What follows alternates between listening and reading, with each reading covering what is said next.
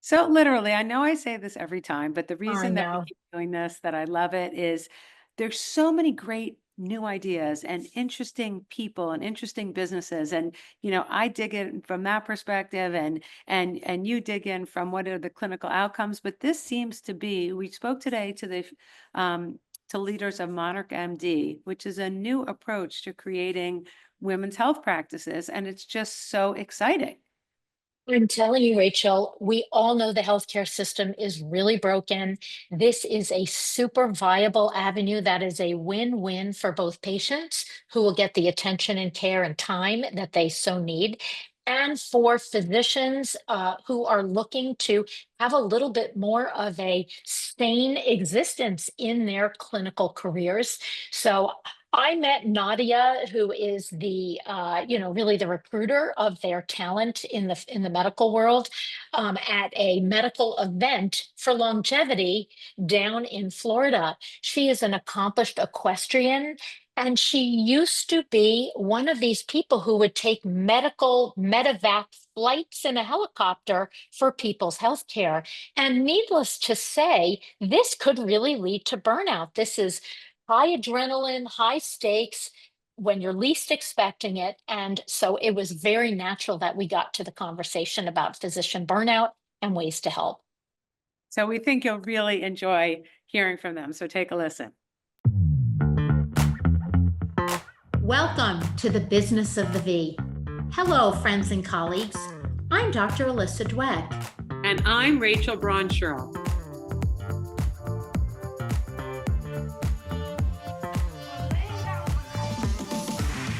Each week, we bring you the most fascinating investors, inventors, entrepreneurs, academics, and healthcare practitioners who are making things happen in women's sexual and reproductive health. If you are a woman, know a woman, have a business, or care about your V health and wellness, fasten your seatbelts and listen in to another informative and inspiring episode. Welcome to Anna Lohrfink, who is the co-founder and chief product officer of Monarch, and Nadia Van der Heyden, who is a VP of physician partnerships at Monarch. We're so excited to speak to you on so many levels. We want to hear about Monarch because it is a really interesting model and seems to be one of the original ideas sort of behind telehealth that somehow got lost in the shuffle. So we'd love to learn a little bit more about both of you and the genesis of the idea for Monarch. Well, thank you, Rachel, and thank you, Dr. Dweck, for having us. We're so excited to be here. So Yeah. how'd you come up with this idea? What was it, a personal experience? Was it a healthcare experience? Um, it's obviously a terrific business idea. So describe what the concept is and then how you got here. Absolutely. So we partner with women's health physicians to transition out of the traditional high volume insurance-based healthcare model into a model that's more sustainable for physicians and provides better health outcomes for women, especially in midlife. The way we got here, I mean, for me personally, my early academic and professional work was in women's health and reproductive rights. So think Planned Parenthood, ACLU Reproductive Freedom Project, nonprofits and kind of structural work. And these were formative experiences for me. They grounded me in the realities of how women are systemically underserved by our healthcare system. And I think at that point, I realized women are underserved not because physicians and providers don't care, but because the system wasn't designed for them. And so I started asking, this was probably 15 years ago, I started asking a new question, which was, what if instead of relying on nonprofits and philanthropic strategies to drive change in women's healthcare, which, by the way, are effective and important and valuable, but what if we also used the tools of business and investing to rebuild broken systems? This was back before like ESG and impact investing were hot topics and mainstream ideas. But it's what if we use the discipline of business and seeking return on investment to drive social change? And Well, you're now preaching to the choir. I'm like, Yes. So We're in. excited. I'm We're going in, in and advance. Yeah. where were you when I needed this, right? Right. So yeah. So Probably back please in full continue. scale, yeah. Yeah. So I want to ask you, Um, Anna, the way you said, women's health physicians, that could include many different specialties. Can include generalists. So when you say that, what do you mean? Who are the physician groups that you're focusing on?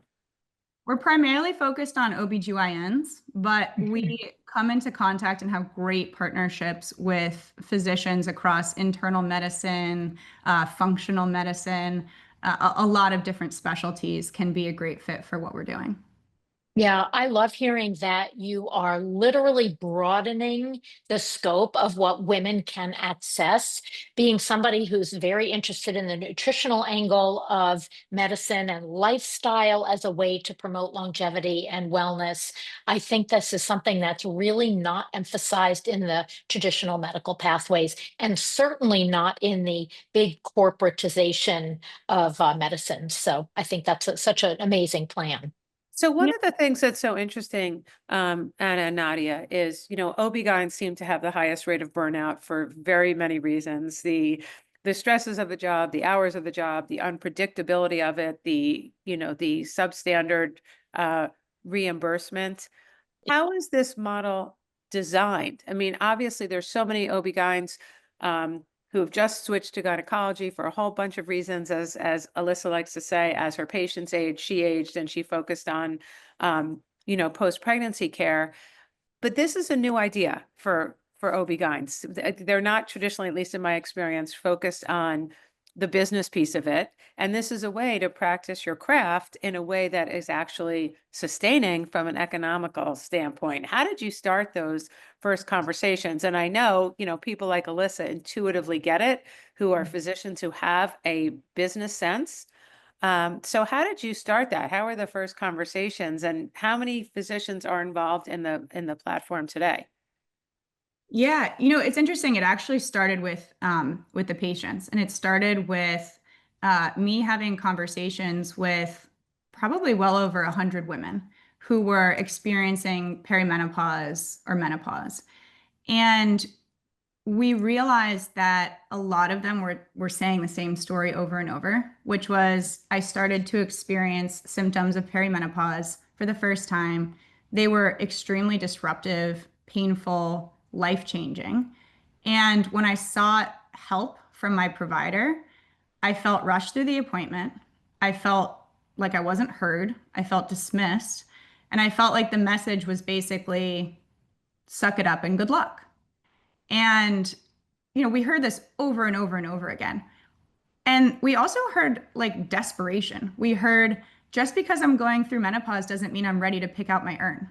I mean, that's a really dramatic thing to be feeling and to say. And Yeah. so we said, well, let's look at what's happening on the other side of this conversation. What's going on with physicians that's creating this situation where women are not getting the care that they need? And of course, what we found is it's not that physicians don't want to provide this care. It's not that they don't care. It's not that they want to gaslight patients or make them feel bad. It's two things. There's a knowledge gap, and they're operating inside of a model that blocks them from providing that type of care. And the Yeah. knowledge gap, I mean, 69%, I think, of OBGYNs coming out of residency right now have not had a single minute of formal menopause training. Not a single minute. I talked to an OBGYN yesterday who said her training in residency for how to treat menopause was to put a hand on the patient's shoulder and say, "This too shall pass." So, Oh, Oh nice. my. yeah. So we have Yes. And I do remember the old adage, a glass of wine is very helpful, which actually, when traversing these symptoms, is not necessarily the case. So I have a few just nuts and bolts questions, and Nadia, you may be able to answer some of this as well. Number one, how do you decide where to go to market? Because, there are super saturated fields, New York, California, big cities. Number two, when you choose OBGYNs, are they automatically done with the obstetrical portion of their practice? And I ask this because that is generally considered one of the more lucrative portions of being in OBGYN and making it worth one's while to go towards the burnout direction, if you will. So, those two things were very interesting to me, in addition to how doctors are compensated through your plan. Yeah, it's very interesting because when you talk to a lot of doctors, oh, I almost want to use, I've had doctors use the term trauma bonded to their call schedule. And they understand that it's very important for their income and to be sustainable, and that they often work for very large practices or group practices where it's expected, if you want to be part of this practice, that you have to take call and work these night shifts and cover each other. And so but that in itself is really where the big burnout is coming from. They're exhausted, they're missing family vacations and birthdays. And I understand that deeply. I worked in critical care medicine and doing shift work for 18 years. I burnt out. I shifted into working in business. And the feeling, there's a level of fear of wanting to, like, how am I going to essentially make money if I'm not delivering babies? And so this model that we have really is planned out very nicely to show them that they can make that shift. But that decision to make the leap and to let that go and to go straight into gyne practice is really, really scary. And so that's a big part of my job, is building relationships and a rapport, and basically we're like a safety net. We're a whole team behind these doctors, supporting them through that transition, supporting them through that decision, so that they don't feel like they're alone when they take this really big leap of faith into something new. Because there is a demand there for gyne only care. There is a demand for care where they're getting the attention that they want. So, a lot of the doctors right now, I think Anna, you just said one of the doctors we work with, Dr. Suzanne Gilberg, she spends, up to an hour with her patients. So it's not an 8-minute appointment, a 10-minute appointment. And so there's this desire from both sides. The patients want the time with their doctor, and the doctors want to give the time. But when you're in a dysregulated nervous system, and I know this personally, when you do shift work, when you're working in this fast-paced environment, it's what your body knows, it's what your nervous system knows as a physician or as a practitioner, and you can't see what it looks like on the other side. And there's like a thawing out process that happens, and to do that alone would be really, really difficult. You need to have backup. You need to have someone with you, walking along beside you while you do this. And that's really a really beautiful thing that our company offers. Yeah. Is that actual support. Is it like a soup to nuts support? Like, we find you or you find us somehow, we set up your practice, we find the right location geographically, we market you, we set up your office with equipment, et cetera, and staff? Or is it otherwise? It's important to say right away, it's their business. They're autonomous. And that's the biggest thing, is giving them the autonomy to own their own practice, to be in charge of the medical decisions, the protocols, the way they want to do their medicine. But all of the above of what you said before, yes, we support them in all of those things, so that they can just focus on their patients. They're not worrying about acquiring new patients and having conversations with potential members that want to join their practice as a patient. So we have the team that is very well versed in having those discussions with those patients, which maybe not all doctors are comfortable having that conversation. And so it allows them to focus on what they know and what they do best, which is the care. And then we get to do what we know and do best, which is helping support them in the business. And it's not like we take over it. We're deeply entrenched together in every decision that's made with the physician. We're not telling them what to do. We have a model that we know works, and so we hope, we try to work within that framework and hope that it fits with them. And it's actually a really lovely process to have these relationships with these doctors. We have a lot of conversations multiple times a day. It's a very strong and deep relationship that we want to walk beside them for many, many years as they build their practice. So interesting. I always want to get into the nitty gritty of how the money flows. So let's say a doctor comes on to your platform, what are you setting up? Is it the appointments? Are you systematizing the appointment scheduling? Are the payments coming through them and then you get a percentage? Is there a fee per physician per month? So many different ways to do it. How have you set up the business model so that you're making money and the physicians are making money? Yeah, absolutely. So we are totally aligned with our physicians, and our physicians only do well when their patients receive great care. As Nadia said, we don't take any ownership in the business whatsoever. These practices are fully owned by the doctors that run them. And they pay us a services fee for the services that we provide. Yeah. So Is what it a we do, percentage of revenue or it's standard? Or is it based on the size of the practice? it's a service fee. Yep. And so what we do is a couple of things. The first is, like Nadia was saying, I think the first and foremost value that we can bring them is to show them what's possible and to say, we've designed a new model that answers all of the problems that you're facing right now. It's much more sustainable. You're going to be able to care for your patients in a way that you've always wanted. You're not going to have to question whether you need to trade off quality of life or leaving medicine altogether. So we show them what's possible. And then once they say, wow, this is actually like my dream practice, I want to do this, there's a few things that kind of get in the way of them making that jump that we make really easy for them. The first is a financial investment. So it takes a big capital investment up front to get a practice going and to establish it. So we provide that for them. We make sure they don't have to, take on loans and things like that. And then we provide a lot of operational support. So it's everything from filling their panel to make sure that their practices are thriving from day one, to getting their EMR set up and establishing their workflows, training their staff, helping them understand how to provide care in this new type of model. The next thing we do that's really important is add layers of patient experience and service that aren't possible if you're just an independent care provider. I think a good example of this is we as Monarch provide after hours virtual urgent care to our physicians' patients. Yeah. And so, a patient's care needs don't end when the practice closes at 5, but it's also not a fair or reasonable expectation that a physician would be on call 24/7 all hours of the day.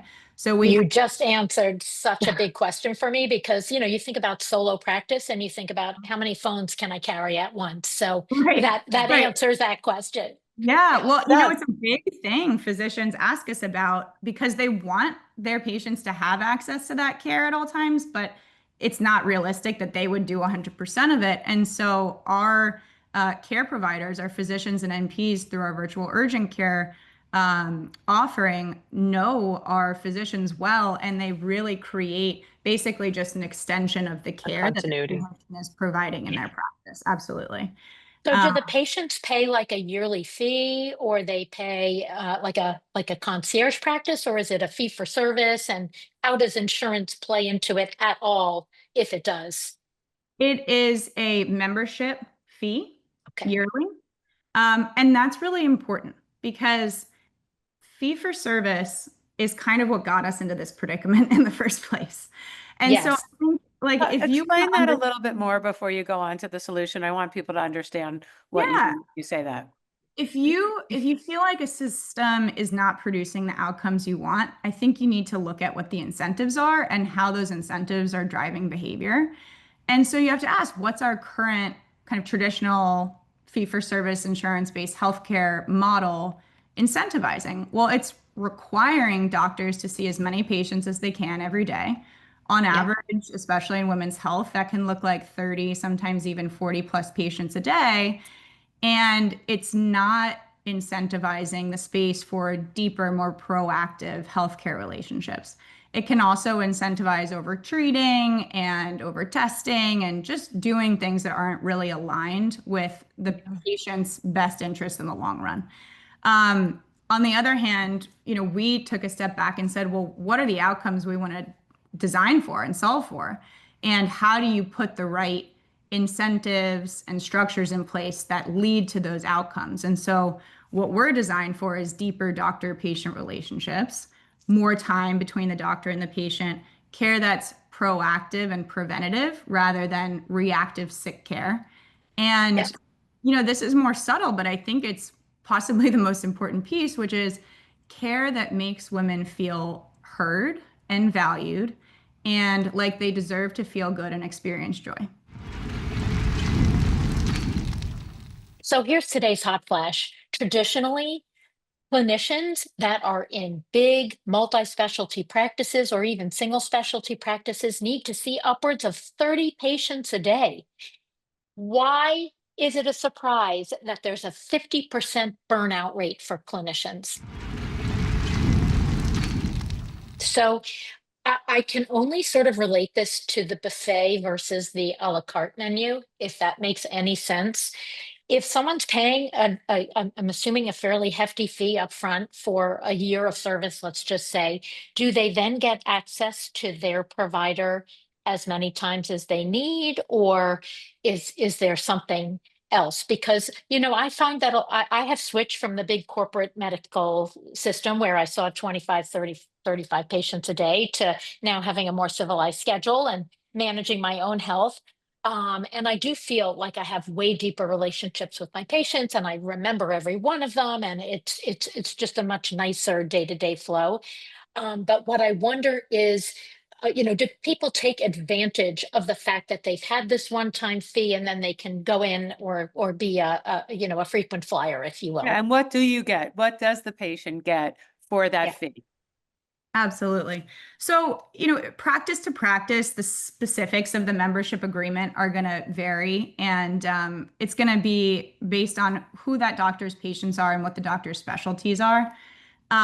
But the idea and spirit behind it is always going to be to include in the membership the number of visits and the type of care that's going to Okay. allow for that kind of foundational level of preventative care that a woman might need in a year. Now, what I think is exciting is that for Monarch, I think that means something really different than a typical gynecology practice where you might think annual visit, I go in, I get my PAP, maybe I ask a couple questions and we're on to the next thing. Yeah.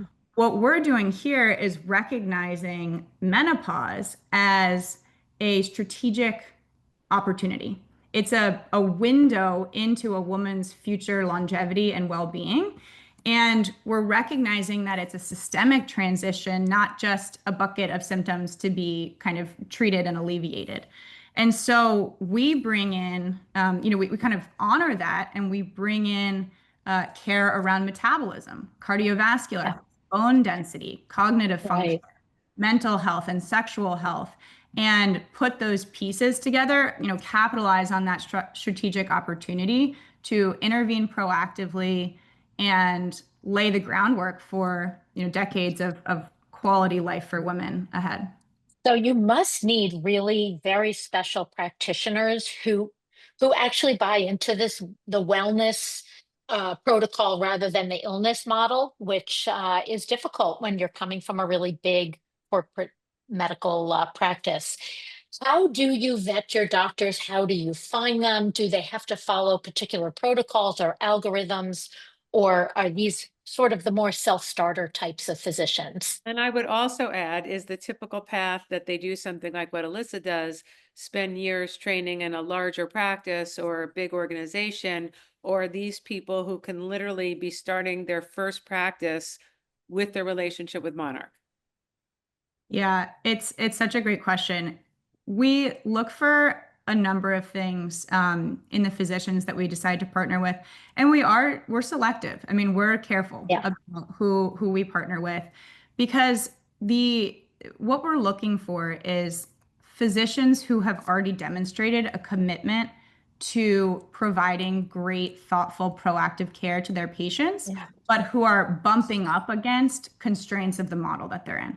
And so both they and their patients are saying, we wish we had more time together, or the physician saying, I wish I could step into more of a role where I quarterback the care for my patients. I bring in Yeah. more aspects of their overall care and put those pieces together for them rather than just kind of, treating symptoms one off. And so it's doctors who are already trying to move toward that, but then getting blocked in the process. And I think Nadia can speak to, you know, how we can find those doctors and the conversation she has with a lot of them, that makes us go, oh, this doctor would be a great fit for our model. Yeah. So is there any room for insurance with this model? I would imagine claims could still be submitted and used Yeah. against the membership fee. Absolutely. And the specifics of that will vary practice to practice, but absolutely. Of course. Nadia, quick question for you, because I know this probably comes up, but you know, the restrictive covenant that doctors seem to uniquely have to deal with if they want to change their situations. Do you run across this as being any sort of a hurdle, or is this just like a New York thing? I think as I've spoken to different physicians across the country, different states, different areas, there are, as we know, there are a lot of practices that have been bought out by big, VC, big groups. There is situations where physicians are under non-competes based on distance, based on non-solicitation of their patients. And while I won't go into the legal, we do have the legal aspects. We do have a wonderful team at Monarch that helps navigate that for a doctor who's interested in potentially, or we're interested in going into a partnership to help navigate those complexities, and then also help navigate compliance moving forward so that everything is above, above board and is done properly. And to be honest, actually, that was a discussion that came up with a physician recently, was the cost alone just to have a lawyer help you stay compliant. Yeah. Would be probably more than what, it would be extreme. And so to know that we have a very well-versed in-house legal that helps support that process as well. And so we can have that discussion. It doesn't, if you're thinking, oh, I'm a doctor, but I have a non-compete, we can certainly have a discussion with you. We can think of a plan. We can think of maybe there's a better area for you to move into. That's the lovely thing about our company, and that our flexibility to find solutions. If a doctor, it seems like they're a really great fit in a really great area and they're just really wanting to do this and we feel it's a good fit, that's the wonderful part is the relationship I get with them is to start finding solutions. Let's find a way to do this. And maybe it might look like, here's what we need to do over the next year to get you there. So it's not like, sorry, this isn't a right fit. And then we don't ever speak again. We want to build relationships with doctors everywhere, whatever phase they're in. And maybe it's still too early. And we say, well, here, let's keep talking about this. Let's keep, let's keep kind of mentoring and saying, here's the preparation you need to do for the next 6 months to get you to a place where it may be a good time to take that leap or to change. And so it's a really beautiful part of being able to, what Anna was talking about what they can offer as a physician. I like to, the very first conversations I have with them is about what they're passionate about in medicine. And maybe it's, of course, they're gynecologists, they work within their scope, but some are interested in the medical weight loss and nutrition, they're very well versed in GI and gut health and the intersection between hormones and that, or they're really interested in sexual wellness and sexual health. And so each doctor is going to have a very unique way of approaching the package that they offer to the patients. And that's, I think, a really beautiful thing, because the patients are coming to the doctor and we want to center them in that conversation. And I want a doctor to practice what they love, because that's what's going to make them happy. And when they're happy and healthy, their patients are going to be happy and healthy. Yeah, no, I love that it's not a one size fits all, because so many of the other models of taking over or purchasing a practice really don't allow for that. I am curious just in regard to overhead, and then what we always complain about when a business runs a practice is the enormous overhead that has to get paid to run that practice. Do you have a special sauce for minimizing that overhead? Because it seems like you must, if you're making this model work. Yeah, well, I mean, first and foremost, I think part of the beauty of what we're doing is we're not running these practices. It's Yeah. not That's an us. entirely different vocabulary to start. Yeah, it's the doctor that's in charge. It's their practice, it's their top line and bottom line. We're there to help them, do that in the most efficient, effective way possible that helps them provide great care. But we're not there to say, you have to do all this clinical programming, you have to run these tests. Why? Okay. We're working with doctors who are experts at providing great care to their patients. Why would we tell them what to do? Right? Yeah. We're there to make it easier for them and take the barriers out of the way so that they can focus on what they do well and we can empower them to do it even better. Yeah, they always tell us that doctors are terrible business people. So I don't know whether that's true or not, but certainly we need help. I have a Please. bunch of Well, questions just oh, about the numbers on the business side. So, like you started with 0. Can you give a sense of the scope of how many physicians you have in relationships right now with Monarch? Is there limitless capacity? Does this model, could it make sense? Is it easily transferable to other specialties? I mean, I have a dozen questions. Are you profitable? Where'd the money come from? All those things. So just pick some subset of those. Are we talking about you're at a scale of hundreds of doctors, thousands of doctors, tens of doctors? And if you're not comfortable sharing, that's also fine. Sure. We launched our first partnership in April, and that was in Los Angeles. And that practice, filled to capacity and went to a wait list within 30 days. The physician is thrilled, her staff is happy, and the patients are receiving exceptional care. We are currently partnering with, I'd say, probably about a dozen more, and having broader exploratory conversations with a lot more than that. So our goal certainly would be to have a national footprint over the next few years and yeah. really expand access to this type of care for women, but also to this type of model for physicians. How is the business funded?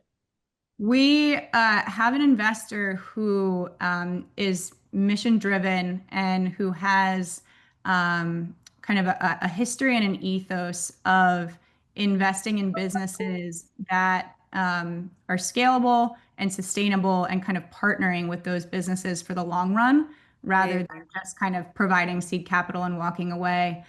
They're really interested in supporting the growth and sustainability of the business in the long term. And just on a side note, I mean, I know a couple of these practitioners and they're thrilled. And literally the weight has just melted off of their shoulders in terms of some of the stress that they deal with on a day to day. So I think that's awesome. I just wanted to ask one last about longevity and what type of non-traditional longevity measures are you seeing pop up in some of your practices? And I'm very cognizant of the fact that a lot of this starts on the West Coast and makes it over to the East Coast over time. So if you could share that, that would be great. Yeah, absolutely. So it's a really exciting part of what we do. And, this is kind of the last piece that we haven't talked in depth yet about the value that we provide to physicians, which is helping them expand their training and expertise and toolbox for what types of care they can provide. And so, things like brain health and dementia risk and prevention, bone density, mental health, sexual health, weight care. A lot of these things are part of that systemic transition that women are going through in midlife, but not because of the knowledge and training gap. Physicians might not come to the table quite ready and confident to provide that type of care. And so we take a very personalized approach to understanding what their goals are in terms of what they'd like to provide, and then how can we get them the training and the tools and the equipment needed to provide that for their patients. Yeah, fantastic. So it's the first time I get to ask, how can patients find this type of model to go to through Monarch? And how, more importantly, can physicians who might feel really stuck and kind of, a victim, if you will, how can they find you and consider like changing out their practice style?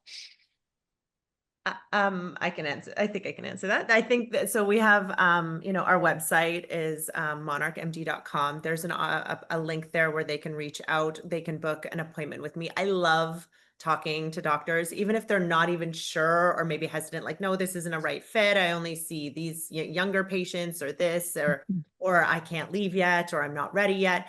We can just have a conversation. It doesn't need to be, there's no obligation. This is not us.